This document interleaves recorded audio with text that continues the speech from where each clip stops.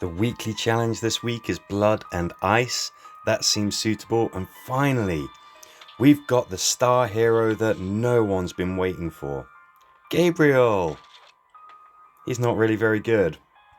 And I just love that my daily challenge today is to get missions completed with Carol as well, who's pretty much equally useless to Gabriel.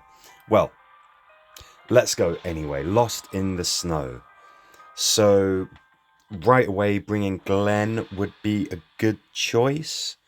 I haven't done that because I had to bring Connie. I had to have a good character in here. Not that Glenn is bad at all, of course. So we've got a threat counter. So I'm kind of glad that I bought something that is going to reduce that. Oh, I remember this mission actually. Now, everybody could go up to where Connie is.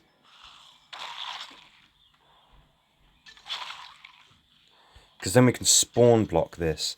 Now, I think I'm correct in thinking, and we'll see.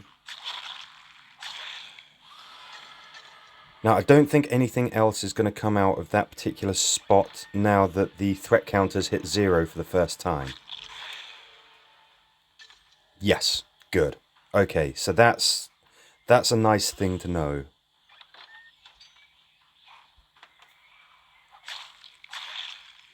You've got a threat counter, so keeping things quiet is a pretty good idea.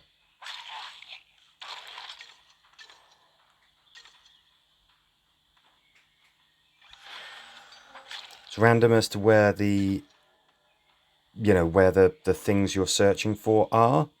Those snow piles make a very strange noise when you search them. So yeah, spawn blocking that point that you start near, that's kind of a good idea, I guess, at the start. It tends to work. Bringing Glenn along, good choice because it's a small map. You could search maybe 2 snow piles in one turn. Or obviously search, kill, search, whatever you need to do. He would be a very, very good choice. Again, I'm bringing this team. I'm only bringing Carol because I have to for my daily challenges to get the seasonal event tokens, and we're right at the start of the weekly challenge. Anything that can hit multiple enemies, pretty good because it's kind of a small, kind of narrow layout to that mission. It's not too tricky too tricky a proposition, that one. Frost boss, kill the boss walker. Now Connie, let's give you something a little more high tech, shall we?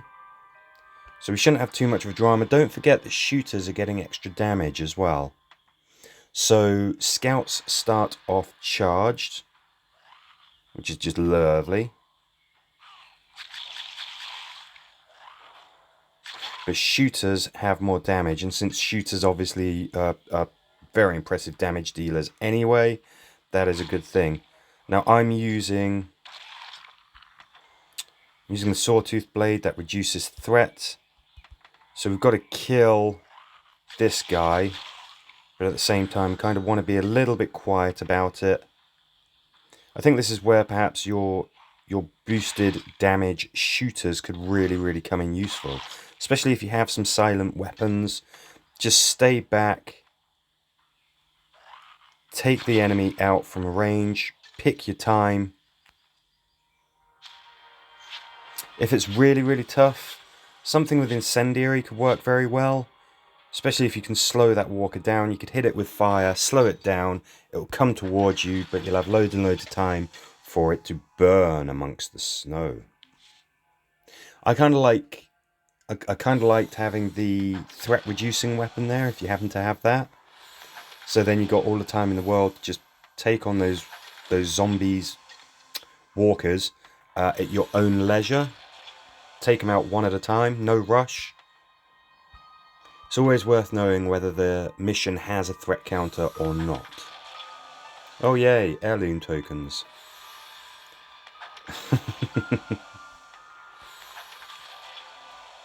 The alternative on that mission would be to just send your biggest guns in, your most powerful killers, and just try and just plow through every walker as quickly as you possibly can. Snow piles, get the loot and get out. Stuff it.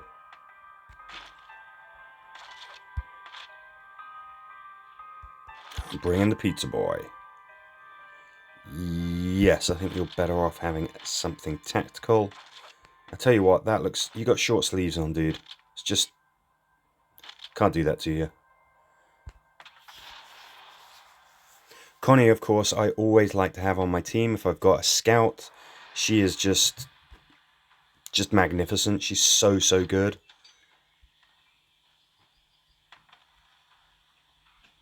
Looks like we've got a big scary guy there. I don't know if this is necessary, but... Of course, that crescent weapon as well has threat reduction.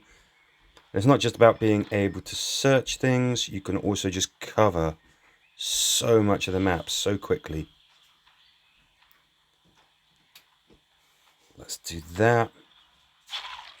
I mean, these maps, there's not too much to say. They're pretty much what meets the eye. Again, I've got an all-scout team. That's just simply because I've got to have Carol for my daily challenge. I'm not intending to bring an all-scout team.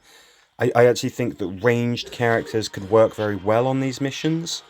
The walkers are bottlenecked. If you've got things like assaults or hunters, where you can hit multiple targets, you're going to be hitting those multiple targets. But I do also like being able to reduce the threat. Again, not every character, not every melee weapon does that, but if you've got those, so far they would be useful on all three of the missions that we've done. You want to get at least 610 stars on the weekly challenge to get, you know, the maximum number of seasonal event tokens.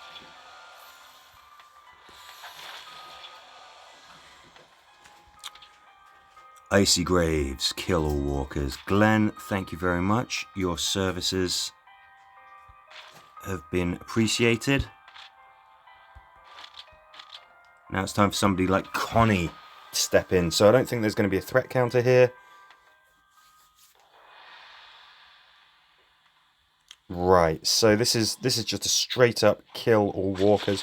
Let's see if any walkers appear, or if it's just what we've got on screen. Yeah, it kind of looks like no additional walkers appear.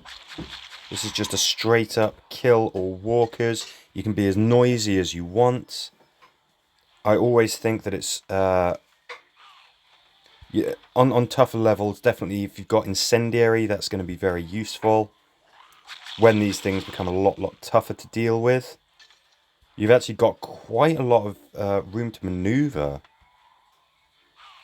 Don't always get that on kill all walkers things.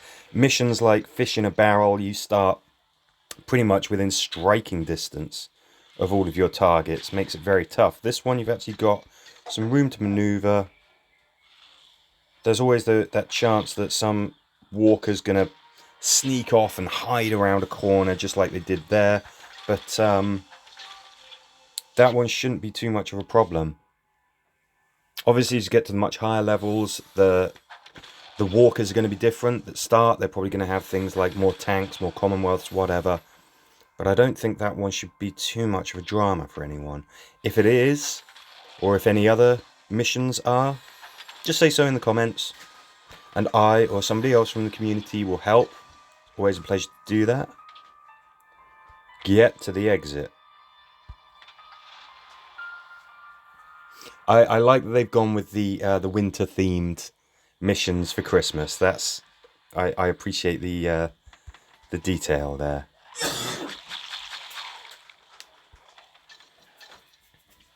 Okay, another threat counter. So if you've got anything that will reduce the threat, or failing that, if you just want to keep it quiet, good idea. I mean, this so far not proving to be any kind of drama. You could always have if you're finding it difficult on higher difficulties to kill these walkers to make a path, don't forget that there's characters like Huntsman Daryl and Beta, who you can use to sort of sneak past. Flares to distract the walkers. Pile of guts to disguise yourself. The Whisperer's Mark. Walker Mike. God, try saying those two things in quick succession. It's a bit of a tongue twister. But there's lots of things that you can use to get past those walkers without having to kill them. Easy enough to kill them at this stage. Obviously, that gets a lot trickier later on.